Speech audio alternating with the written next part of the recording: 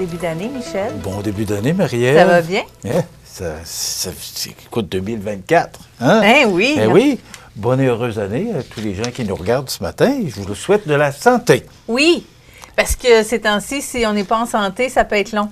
Oui, parce que tu sais que, bon, on parle beaucoup des urgences, Oui. du débordement des urgences partout au Québec. On ne fait pas exception à Montmagny. 150 Hey, quand même. Oui.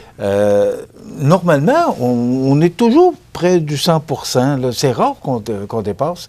Mais là, 150 On est quand même les mieux nantis pour la région de Chaudière-Appalaches. Mais quand même... C'est chez nous que c'est quand même le moins long à Montmagny. Oui.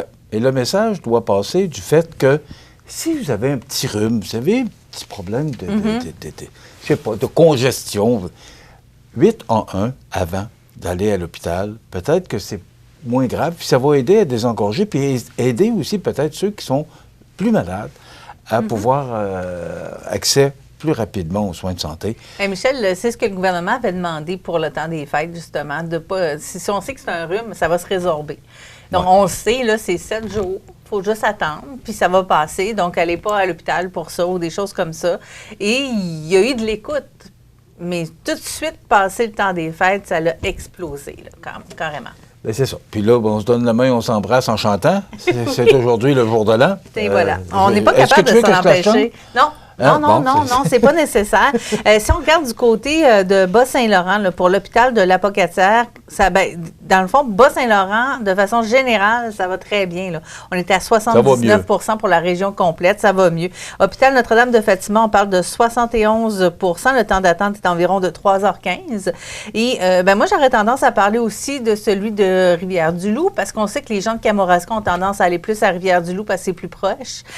Donc là, on parle de 67 mais un temps d'attente de 4h24. C'est pas parce que le taux d'occupation est plus bas que le temps d'attente va être plus bas nécessairement. Oui, c'est ça. Il y a moins de gens, il y a moins de médecins. C'est ça. Et le temps d'attente à Montmagny est 2h25 quand même. Ce qui est quand même encore très bien. Et ça permet de regarder la télévision de CMA TV parce que... oui, on est là. On est là. Vous pouvez nous réécouter en boucle. Voilà. On invite les gens à prendre le temps de se soigner avant de penser à l'hôpital. Tu sais, aussitôt qu'on a un petit bobo, on pense, et c'est tout le monde, je me mets là-dedans aussi, on pense toujours à aller à l'hôpital et dire, on va aller voir, on va aller vérifier. Tu sais, COVID, il y a beaucoup de choses qui nous font penser qu'on va aller voir et on va aller vérifier que tout est correct. Alors, peut-être prendre le temps de téléphoner au 811 si jamais vous voulez vérifier. Puis après ça, là, si ça ne fonctionne pas, l'hôpital, mais soyez patient parce qu'il y a du monde. On va parler du Front commun, c'est certain, parce que là, il va y avoir un vote bientôt. Là.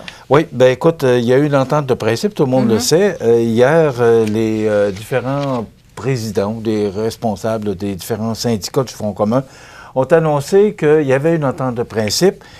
Cette entente de principe donne 17,4 sur 5 ans, alors qu'on demandait 21 sur 4 ans. Donc, ça a été négocié. Écoute, je parle des avantages parce qu'on dit que c'est la meilleure convention qu'on aurait négociée depuis 40 ans, depuis 79. Quand même marquant. Alors, une augmentation de 6 est prévue pour la première année de la convention, rétroactive au 1er avril 2023. Quand même. Si l'entente est acceptée, bien sûr. Il y a également une augmentation de 2,8 qui est prévue pour la deuxième année. Des augmentations de 2,6, 2,5 et 3,5 sont prévues respectivement pour la troisième, quatrième et cinquième année. De plus, avant ça, on avait 5 semaines de vacances après 25 ans. Bien là, ça va être après 19 ans. Des améliorations au régime de retraite, y compris la possibilité de prolonger l'entente de retraite progressive jusqu'à 7 ans et bien d'autres avantages là, qui ont été négociés. Ça doit être accepté par les 420 000 membres. Ça va prendre un mois, donc ça va commencer le 15 janvier jusqu'à la mi-février.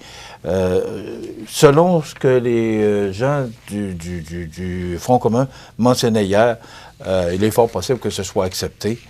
Ça prend 50 plus 1.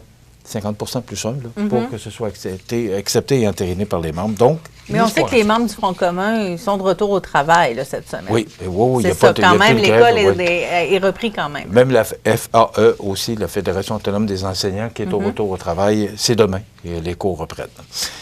Voilà. Alors, une autre chose de régler, la FIC, la Fédération des infirmières du Québec, c'est pas réglé. Non, ça négocie, et ça négocie serré. On tient chacun Tout le monde reste sur ses positions encore. Voilà, merci.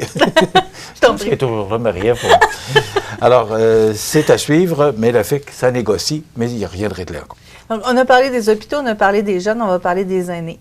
Il y a plus de 120 000 dans Bellechasse qui ont été donnés pour des projets d'aménagement destinés aux aînés. Oui, effectivement, c'est la maison un petit peu que je me retrouve, là, parce que là, tu ne veux pas, selon... Oui, je te fais sauter ça d'un bord puis de l'autre, hein? Ben oui. C'est la nouvelle ici. C'est ça. Donc, dans le cadre du programme d'infrastructure municipalité émis des aînés, la ministre responsable des aînés et déléguée à la santé, Sonia Bélanger, a annoncé le 4 janvier les détails du soutien financier accordé aux municipalités de Beaumont et Saint-Henri. Donc, c'est 80 000 pour Saint-Henri et 41 000 pour Beaumont pour un projet d'aménagement de l'éclairage pour le parc récréo-touristique pour un total de 121 843. On dit qu'on veut prendre soin de nos aînés. Bien, bravo, parce qu'il faut prendre soin de ces gens-là.